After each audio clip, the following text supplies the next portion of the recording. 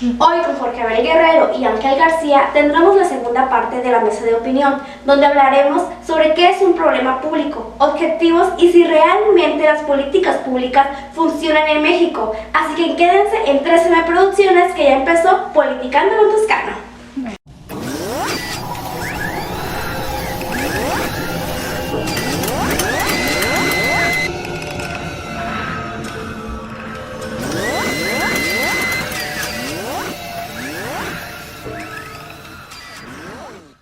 Para que le quede claro a nuestro auditorio, Ángel, ¿qué sería un problema público? Un problema público es lo que hace rato comentaba, ¿no? Tú tienes que revisar la agenda política, la agenda pública. Entonces, esa agenda tiene que ver con el conjunto de demandas sociales que afecta a toda la sociedad o a grupos representativos organizados, como en este caso te ponía el ejemplo que tenemos. Ahorita que se está discutiendo el presupuesto de ingresos y de egresos de la Federación, tenemos movilizados a miles de campesinos, por ejemplo de Sinaloa y de los estados agrícolas del país, exigiendo mayor presupuesto porque va a haber una reducción significativa en el proyecto de presupuesto.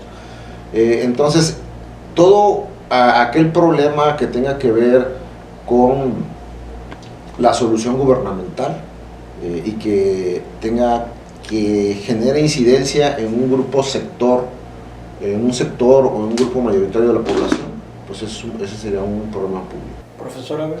Sí, un problema público pues son todas aquellas cosas que nos afectan, ¿no? Todas aquellas cosas que generan, digamos, como decía hace rato, asimetría entre los diversos sectores que conforman la sociedad.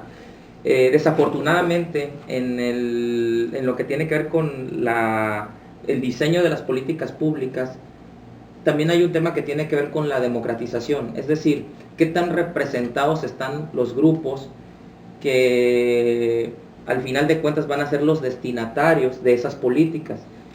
Lo que encontramos en muchas ocasiones es que quienes diseñan las políticas, pues por lo regular es el gobierno que convoca, y a veces son las cámaras empresariales las que atienden esas convocatorias. El problema aquí es hasta qué punto el ciudadano común, el ciudadano de a pie, las asociaciones civiles, los académicos, diversos sectores de la sociedad participan en el diseño de estas políticas.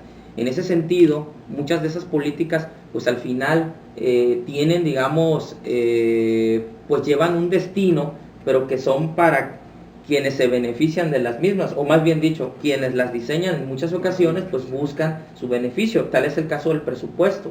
En sí, ¿cuál sería el objetivo de las políticas públicas? Según la teoría de los estudiosos de las políticas públicas, al menos deben tener tres objetivos. Una, que sean oportunos.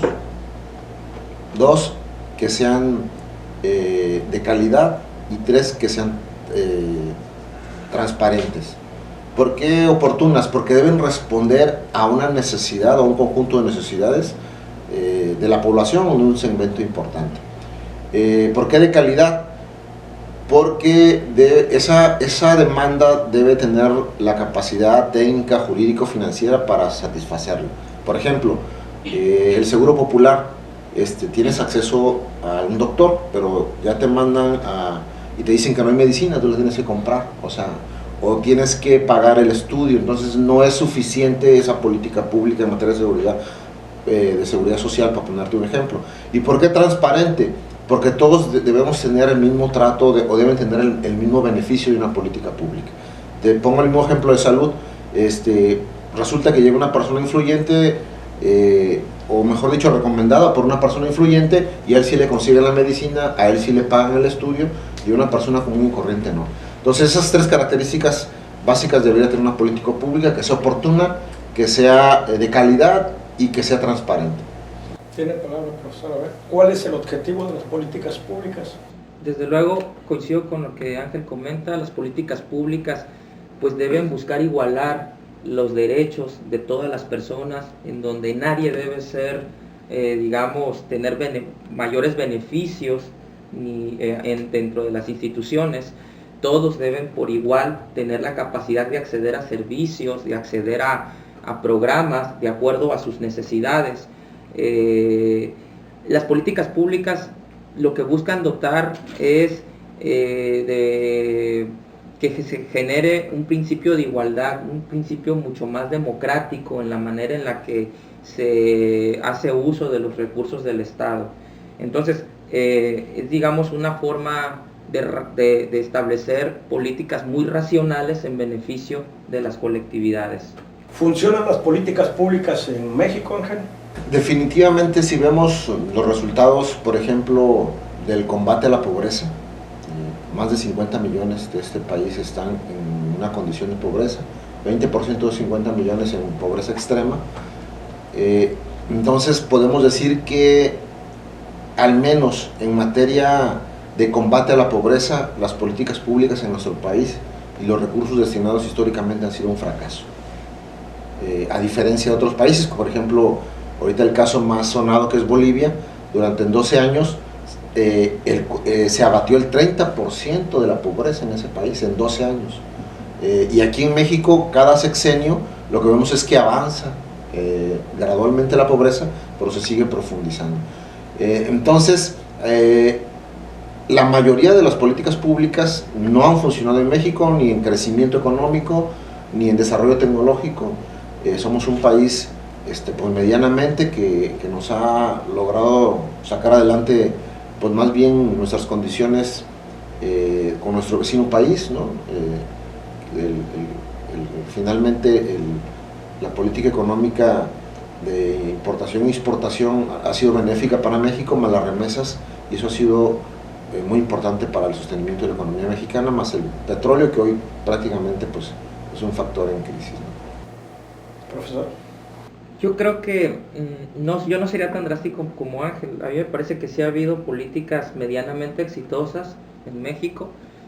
A lo mejor un poco me voy a remontar a otro tipo de políticas, por ejemplo la política de natalidad. En México, a partir de los años 60, 70, teníamos un problema serio de tasa de crecimiento en la natalidad. O sea, era impresionante la manera en la que la población se duplicaba por lo menos en 50 años, ¿no?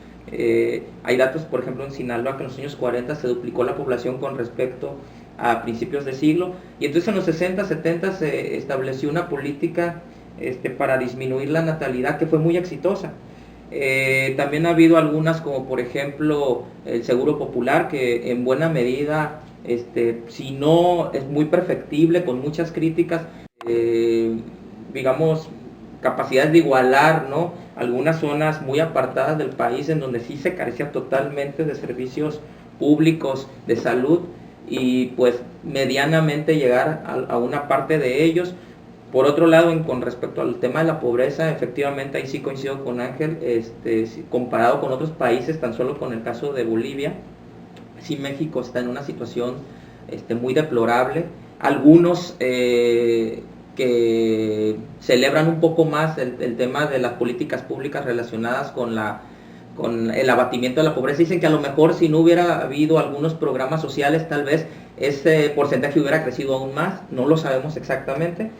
Pero sí, parte del problema en México es, como yo decía antes, que las políticas públicas, para empezar, en su diseño no están todos los sectores representados. Por otro lado, no hay un seguimiento a largo plazo. Por ejemplo, en Estados Unidos hay políticas públicas de 30 a 40 años que son independientes de los gobiernos que llegan al poder. Aquí en México no. Aquí lo que vemos, por ejemplo, es que cuando llega un gobierno, ya sea municipal, estatal o federal, en muchas ocasiones lo que quieren es inventar el hilo negro, o rompen con los programas anteriores y vuelven a rediseñar desde su propia óptica, y entonces estamos en una situación de ensayo y error, que al final de cuentas quienes pagan los platos rotos, o quienes pagan ese digamos proceso de aprendizaje de los nuevos funcionarios, pues es la sociedad. Y lo vemos ahorita en el caso de salud, ¿no?, que hay desabasto en muchos hospitales por un problema de corrupción de los gobiernos anteriores, pero también por una mala administración